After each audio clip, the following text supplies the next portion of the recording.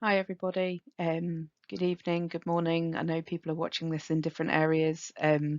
Sorry that I can't be with you live tonight. I'm hoping this video has made its way to you. My name's Izzy Utley. I'm a speech and language therapist in Scotland in the UK, also a research fellow at Queen Margaret University, and I'm going to do a quick whistle-stop brief tour of different communication strategies and environments.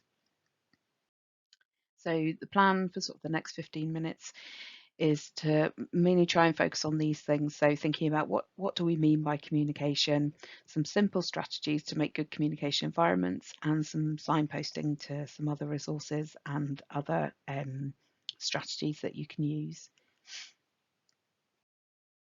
So I think just to start with, just to say that obviously communication can be completely different for different people. All of your children have probably got very unique communication profiles and preferences. I'm not going to be able to cover everything for every individual today. We're going to take quite a broad view. But I guess just to highlight that if you have got concerns about communication or you want further communication support, then a speech and language therapist is a good person to get in contact with. So in the UK, we're speech and language therapists. Across in the US and in other areas, we might be known as speech and language pathologists. And there might be other professionals as well who might be supporting your child who can help with communication, so particularly kind of early years staff or school staff. So please do get in touch if you would like with them, if you would like more individualised support. I'm hoping, again, I know some of you, a lot of this might not be new to you, you might know quite a lot. If so, just, I guess, sit back, enjoy a cup of tea, enjoy. For other people, obviously, this might be something which is quite new, and please do take the time just to all of the information I'm giving. There's links to different things. Don't expect you to kind of know all of this now. Just take your time kind of going through things.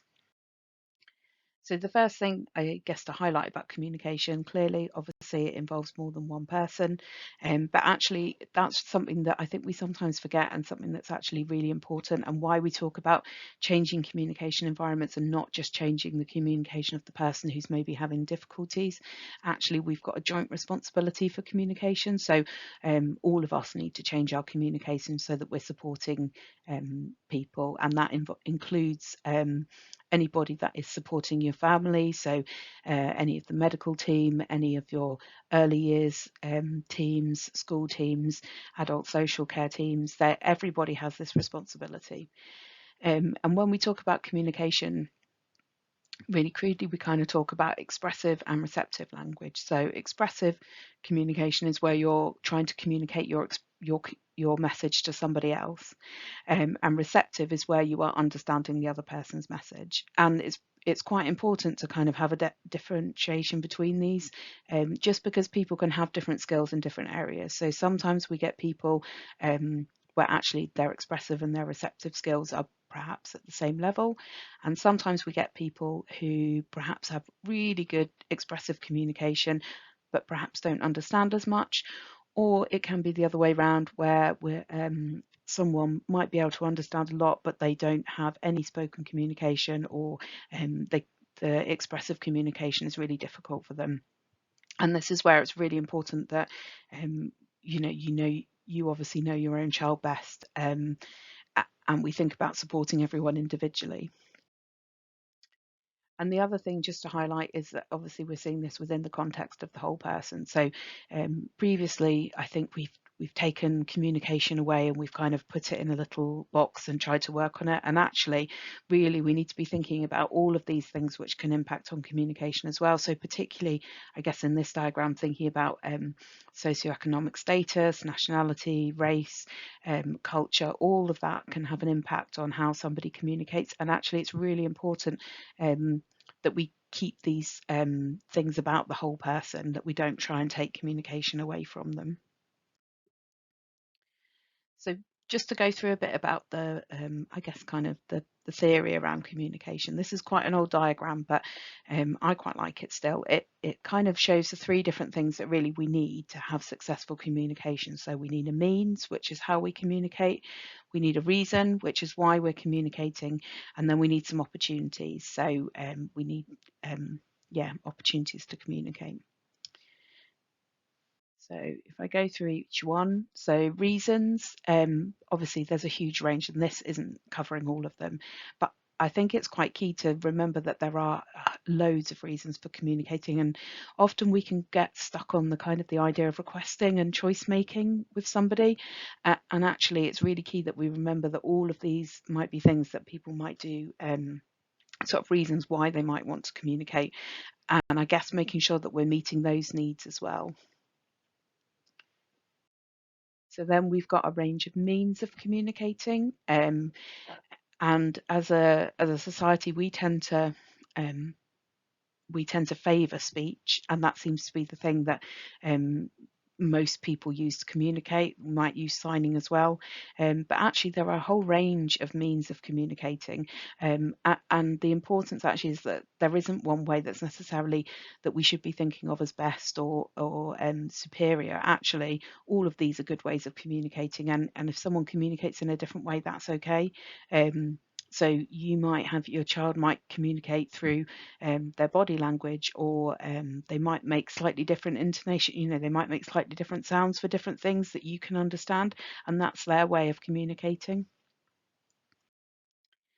And then we need opportunities. So perhaps these are a bit more adult focused, but I guess people need something to communicate about, and an opportunity to communicate. So particularly thinking about, have people got a chance to form relationships? You know, you could have the means and you could have the reason that you want to form relationships and friendships, but actually if you're not going out and meeting other people, then that might not happen. So the opportunity for this to take place is really key as well. So it's just thinking about having all of those things present. And then the other thing, just to briefly think about, is what does it feel like when we can't communicate? And one of the things that I quite often think with this, for me, I know it's been difficult when I've perhaps been away somewhere and I've not spoken the language of the country that I've been in, or it hasn't been my first language. And actually, I can then think, actually, I've felt all of these things before. You know, really frustrated that I can't get my message across, that I can't get what I want.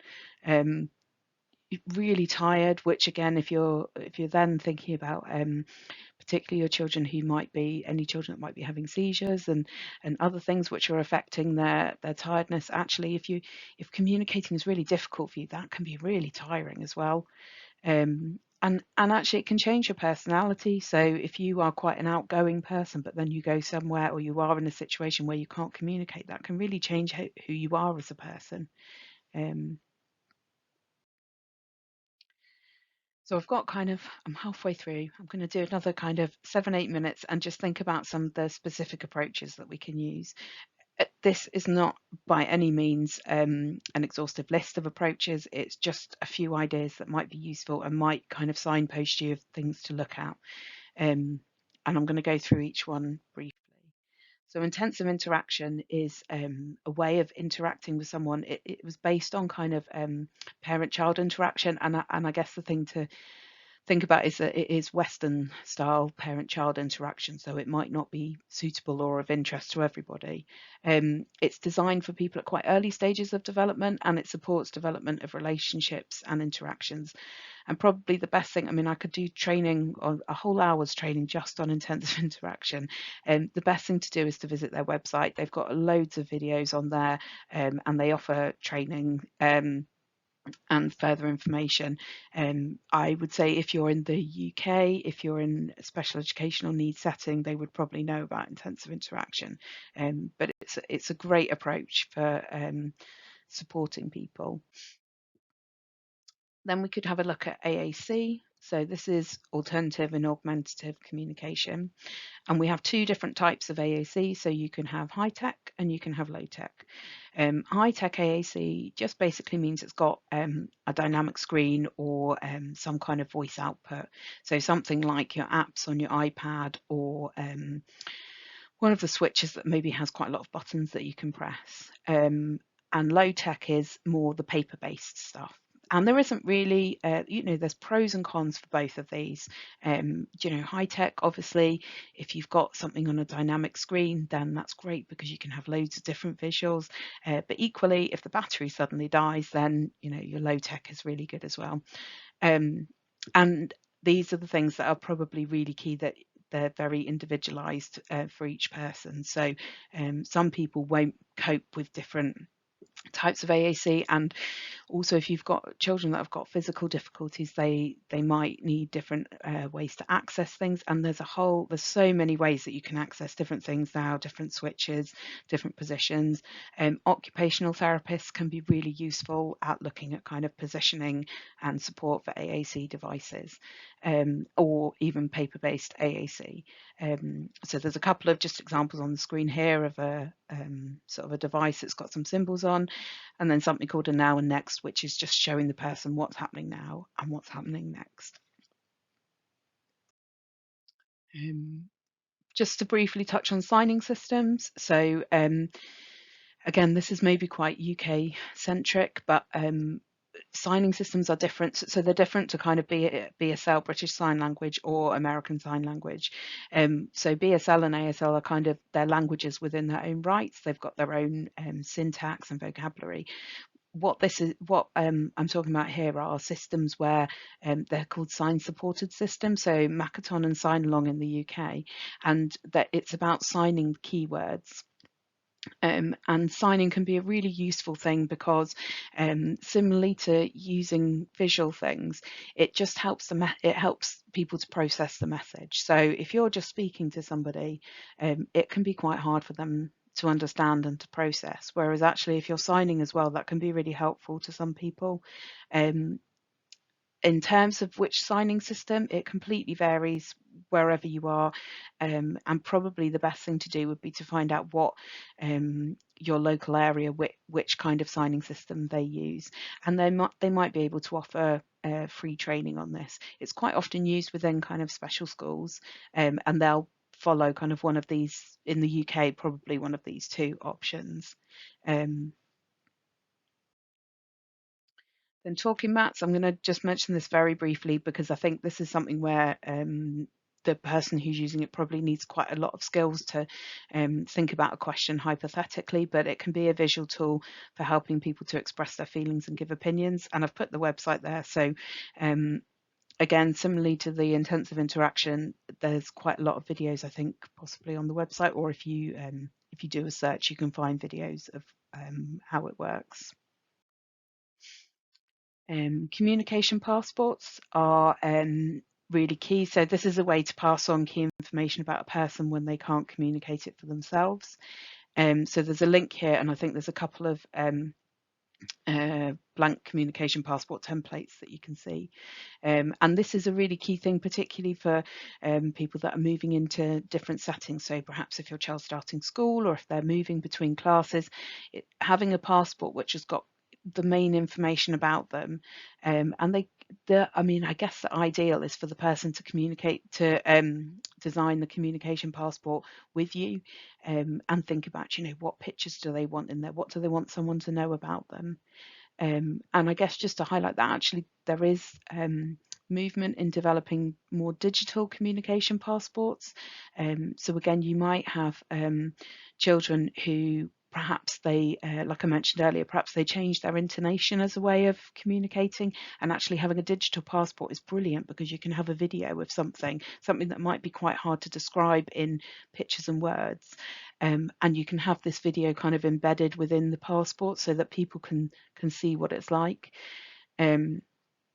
If you, I assume there'll be quite a few people, but PAMIS in Scotland is one organisation that's been using this, but there may be others around. And I guess it's just something, if you're aware of communications passports, just to be aware of, that is quite new. And then finally, objects of reference. So these can be used to help people understand what's happening next. And it's just using an object to give someone a clue of what's happening. And you can have a specified amount of objects, and you can set this up with your speech and language therapist. But actually, it's probably something that you're doing at home anyway. So for example, if you're showing a towel before bath time, or perhaps getting car keys before you go out, and letting your child kind of look at the car keys or feel them if it's appropriate, that can be really helpful with letting somebody know what's about to happen. So it can be useful to think about, are there things that you're already doing, or things that, perhaps if there's difficult times, giving someone a spoon just before breakfast so that they get to feel the spoon and they can then understand that breakfast is coming. So I feel like I've done kind of a whistle stop tour through a few of the more specific approaches. And just to finish up, just kind of a few um, I guess, tips of how we can support good communication. So you might hear about a total communication environment. So that just means that we're using any type of communication. So you might have, for your child, there might be some signing going on. There might be some, you might also be using some symbols and some photos. You might also be watching their body language and their facial expressions to see what's going on. And the thing about total communication environment is that we're respecting all types of communication. So it doesn't matter the way that the person is communicating. It's just important that we're following that communication and honouring that communication. The really key thing is about knowing the person well. So obviously, as the parents, you are the experts. You're the ones that can fill in the communication passport and that can advise other people. Reducing other environment stressors is really important. So probably people will have experiences of, if you've been driving and one of your children's screaming in the back, it can be really hard to concentrate and actually have a conversation. So that is true for all of our children as well, that actually if there's other things going on, if they've got sensory sensitivities or particular places they don't like, communication is going to be more difficult in those settings.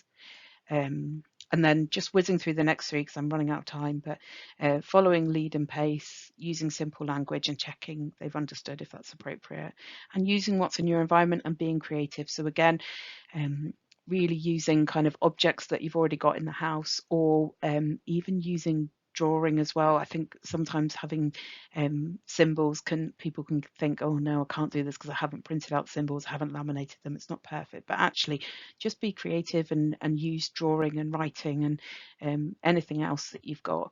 I always think communication is just a bit like detective work, and you're trying to kind of get through and get the message together, and so there's lots of different ways of doing this. So that's me done. As I said, sorry, slight whistle stop tour. If you've got any questions, please do let Heather or the team know. I'd be happy to answer those. And again, sorry that I can't join you this evening. Thank you.